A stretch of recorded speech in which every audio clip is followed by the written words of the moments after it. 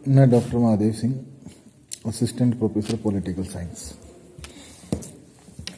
आज हम पढ़ेंगे मार्क्सवाद की सैद्धांतिक अवधारणाओं में पहला जो सिद्धांत है द्वंद्वात्मक प्रणाली यानी डायलेक्टिक मेथड। मार्क्स पर जर्मन आदर्शवादी विचारक हेगल के विचारों का बहुत ही ज़्यादा प्रभाव था। द्वंद्वात्मक प्रणाली अर्थात द्वंद्ववाद का सिद्धांत मार्क्स ने हेगल के चिंतन से ही अपनाया था। यानी कि द्वंद्वात्मक जो प्रणाली है उसके प्रतिपादक हेगल को माना जाता है, परंतु ये द्वंद्वात्मक प्रणाली हेगल से पूर्व भी ग्रीक पॉलिटिकल थॉट यानी प्लेटो के और सुकरात के थॉट में भी थी, परंतु वहाँ उन इस प्रणाली को एक भिन्न अर्थ में लिया गया था। वहाँ इसे डायलॉग की शैली, एक संवाद शैली के रूप में इसका प्रयोग किया गया था, परंतु मार्क्स और हेगल ने इसका एक अलग तरीके से प्रयोग किया। मार्क्स अपने आप को हेगल का शिष्य भी स्वीकार करता था, क्योंकि वह हेगल के दर्शन को मूलतः क्रांतिकारी दर्शन मानता था, परंतु साथ साथ उस दृष्टिकोण में उसे कुछ कमियां भी नजर आई, इसलिए वह इसे अनुदारवादी और रहस्यवादी दर्शन मानता था। यानी हेगल का जो दर्शन है वो कंजर्वेटिव एंड सस्पेंसिव दर्शन था।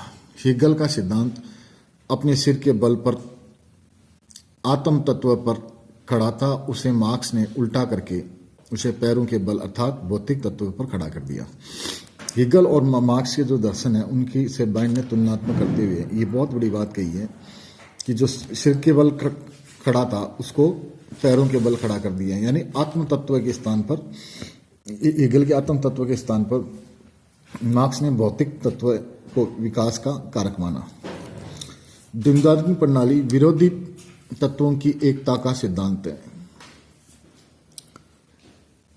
इसमें संघर्ष और सामंजस्य की प्रक्रियाओं से जनित प्रकृति का नियम माना जाता है। ये यानी विकास संघर्ष और सामंजस्य का परिणाम होता है।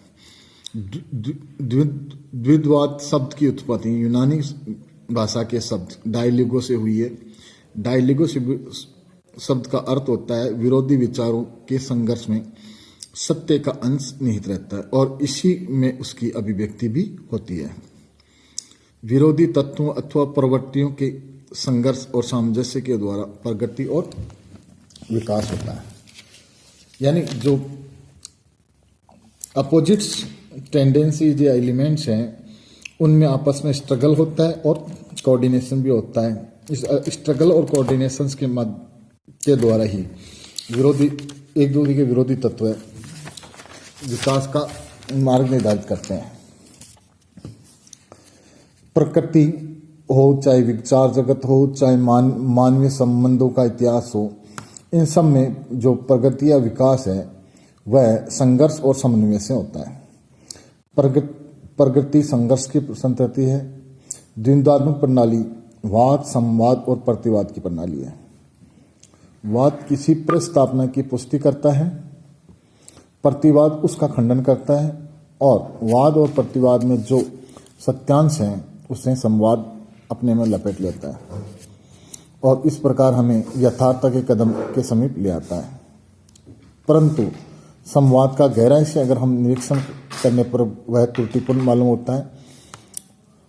फिर वही संवाद बाद में वाद का रूप धारण कर लेता है और वाद प्रतिवाद संवाद की त्रयी फिर से कार्यरत होती है। यानी वाद होता है, उसका संवाद से प्रतिवाद से टकराव होता है, संघर्ष होता है और समन्वय के रूप में संवाद निकलता है। संवाद भी अपने आप में पूर्ण नहीं होता और वह संवाद वापस वाद का रूप धारण करता है। फिर प्रतिवाद होता है और प्रतिवाद और प्रतिवाद के संघर्ष के परिणाम से संवाद आता है और ये श्रृंखला तब तक चलती रहती है जब तक अल्टीमेट ट्रुथ तक हम नहीं पहुंच जाते।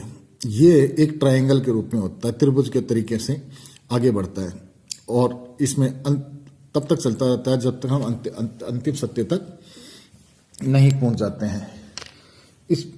इस ट्रायंगल में हम देखते हैं कि द्वंद्वात्मक प्रणाली में 3 पैरामीटर्स हो गए, एक थीसिस, एंटीथीसिस एंड सिंथेसिस। द्वंद्वात्मक प्रणाली के 3 नियम माने जाते हैं। चाहे हीगल हो या मार्क्स हो, उन्होंने द्वंद्वात्मक प्रणाली के 3 रूल्स की बात की है। पहला रूल है संख्या का गुण में और गुण का संख्या में परिवर्तन होने का नियम। इससे तात्पर्य यह है कि वस्तुओं में गुणात्मक और मात्रात्मक दोनों प्रकार के परिवर्तन होते हैं। दूसरा सिद्धांत है विरोधों की एकता का नियम। इस नियम से तात्पर्य यह है कि सत्य की अंतर्विरोधी प्रकृति पर यहाँ बल दिया जाता है। मार्क्स के अनुसार पूंजीवादी समाज की एकता में बुजुर्गा और सर्वहारा वर्ग जुड़े हुए होते हैं। बुजुर्गा वर्ग यानी पूंजीपति वर्ग मजदूर या सर्वहारा वर्ग का शोषण करता है और सर्वहारा वर्ग इस शोषण में अपनी श्रम बेचता है, यानी अपनी मजदूरी बेचता है। यानी ये एक प्रकार से शोषक और शोषित दो विरोधी गुटों में या तत्वों के मध्य एकता का सिद्धांत दर्शाता है। अगला जो सिद्धांत है वो निषेध का नियम या निगेशन ऑफ निगेशन का रूल है। इसमें यह माना जाता है कि विकास के 3 चरण होते हैं। वाद होता है, प्रतिवाद होता है, संवाद होता है, थीसिस, एंटीथीसिस और सिंथेसिस। कार्ल मार्क्स ने इसको एक उदाहरण के रूप में समझाया है कि वाद सामंतवाद है।